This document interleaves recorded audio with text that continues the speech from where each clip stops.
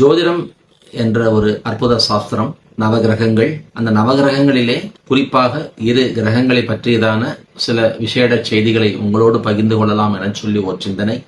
அந்த அமைப்பிலே நைசர்கிய பலம் என சொல்லுவோம், அதாவது இயற்கையான பலம். அந்த இயற்கையான பலத்திலே மிகவும் பலம் குறைவான கிரகம் யார் என சொல்லி பார்க்கும் பொழுது புத பகவான். அவருக்கு அடுத்தபடியான ஒரு பலம் பொருந்திய கிரகமாக வருபவர் செவ்வாய். இவ்வாறு நவ கிரகங்களிலே ஒருவரை விட ஒருவர் சற்று பலமானவர் என சொல்லி வரிசைப்படுத்தி வரும் பொழுது அந்த அமைப்பிலே மிக அதீத பலத்தோடு இருப்பவர் ராகு, அவரை விட பலம் கொண்டவர் கேது. அதுதான் உண்மை. இயற்கையான பலம், நைசர்கிய பலம் என சொல்லி சொல்வார்கள். அந்த தன்மையிலே அதீத பலம் கொண்டவன் ராகு பகவான். ராகு பகவானை விட பலம் கொண்டவர் கேது.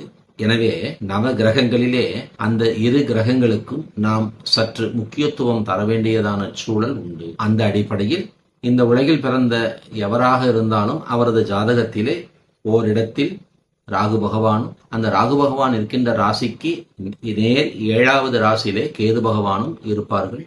அவர்கள் எப்பொழுதுமே ஒருவருக்கு ஒருவர் 180 பாகை என்றதான ஒரு கணக்கிலே அப்பிரதட்சணமாக பலம் வருவார்கள்.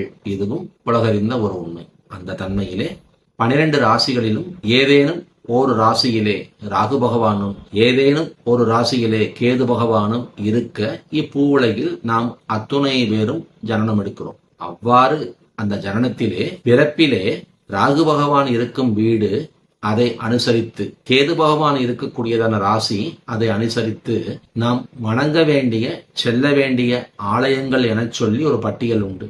அந்த அமைப்பிலே அந்த இறை தன்மையோடு நாம் நம்மை தொடர்பு ஏற்படுத்திக் கொள்ளும் பொழுது நிச்சயமாக ராகு கேதுவனுடைய சுப தன்மைகளுக்கு நம்மை நாம் ஆளாக்கி கொள்ளலாம் என்பது நிதர்சனம். ராகுவும் கேதுவும் அப்பிரதட்சணமாக வலம் வருகின்றதான தன்மையால் இந்த வழிபாட்டு தன்மைகளை நாமும் அவ்வாறே காண்போம். இப்பொழுது ராகு பகவான் கும்பத்தில் இருப்பதாக வைத்துக் கொள்வோம். இதிலே பிறப்பிலேயே ராகு பகவான் கும்பத்தில் இருக்க பிறந்தவர்கள் எவராக இருந்தாலும் அவர்கள் தன் வாழ்நாள் முழுக்க நாகர்கோவில் சென்று அங்கே நாகராஜ சுவாமியை வணங்கி வருவது அந்த கும்பத்து ராகுவால் அவர்களுக்கு வரக்கூடியதான இடர்பாடுகளில் இருந்து அவர்கள் தங்களை காத்துக் கொள்வதற்குண்டானதான அற்புதமான ஒரு ஆலயமாக அது அமைகிறது. எனவே நீங்கள் பிறக்கும் பொழுது உங்கள் ஜாதகத்தில் கும்பத்தில் ராகு பகவான் இருப்பாரேயானால் நீங்கள் உங்கள் வாழ்நாள் முழுக்க மிகவும் அழகாக வருடம் ஒருமுறை இருமுறை நீங்கள் நாகர்கோவில் சென்று அங்கே நாகராஜா சுவாமியை வணங்கி வாருங்கள். ராகுவினுடைய அற்புத பலன்களை நீங்கள் அனுபவத்தில் காணலாம்.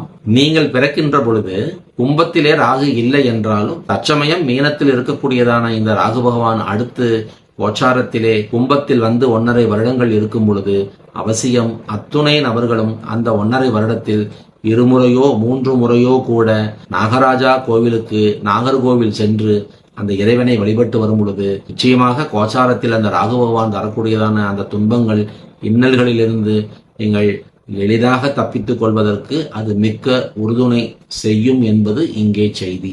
அதேபோல் தற்சமயம் கன்னியில் இருக்கக்கூடியதான அந்த கோச்சார கேது ஆனவர் அடுத்ததாக கோச்சாரத்திலே அப்பிரதட்சணமாக வலம் வந்து சிம்மத்தில் பிரவேசம் செய்து 1.5 வருடங்கள் அவர் சிம்மராசியில் இருப்பார். அப்பொழுது அவசியம் அந்த 1.5 வருடங்களும் நீங்கள் செல்ல வேண்டிய ஆலயம் திருவண்ணாமலை சென்று அந்த திருவண்ணாமலையின் கோபுர வாசலிலே இருக்கக்கூடியதான அந்த விநாயக பெருமானை நமஸ்காரம் செய்து அங்கே நீங்கள் ஒரு சிறப்பான வழிபாடு அர்ச்சனை செய்து வரும் பொழுது சிம்மத்தில் இருக்கக்கூடியதான அந்த கேதுவனுடைய பிரச்சனைகளிலிருந்து நீங்கள் அழகாக தப்பித்துக் கொள்ளலாம். இங்கே நான் மீண்டும் கூறுவது என்னவென்றால், பிறப்பிலேயே உங்கள் ஜாதகத்தில் சிம்மத்தில் கேது இருந்தால் வாழ்நாள் முழுவதும் வருடம் ஒருமுறை இருமுறை நீங்கள் திருவண்ணாமலை சென்று அந்த நுழைவு வாயிலிலே கோபுரத்திலே இருக்கக்கூடியதான விநாயக பெருமானை வணங்கி வாருங்கள். அற்புத பலன்கள் உங்களுக்கு கிடைக்கும். பிறப்பிலே சிம்மத்தில் கேது இல்லாமல் பிறந்தவர்கள் கோச்சாரத்தில் சிம்மத்தில் கேது வரும் பொழுது அந்த 1.5 வருட காலங்களும் நீங்கள் அவசியம் செல்ல வேண்டிய ஆலயம் திருவண்ணாமலை ஆலயம். அந்த கோபுர வாசலிலே அழகாக அற்புதமாய் வீற்றிருக்கக்கூடியதான அந்த விநாயக பெருமானை நமஸ்காரம் செய்து வாருங்கள். நீங்கள் சிம்மத்தில் வரும் கேதுவினுடைய இடர்பாடுகளிலிருந்து துன்பங்கள் துயரங்களிலிருந்து எளிதாக தப்பித்துக் கொள்வதற்கு அந்த விநாயகப் பெருமான் தனிப்பெரும் கருணை செய்வார் என்பது இங்கே ஓர் செய்தி.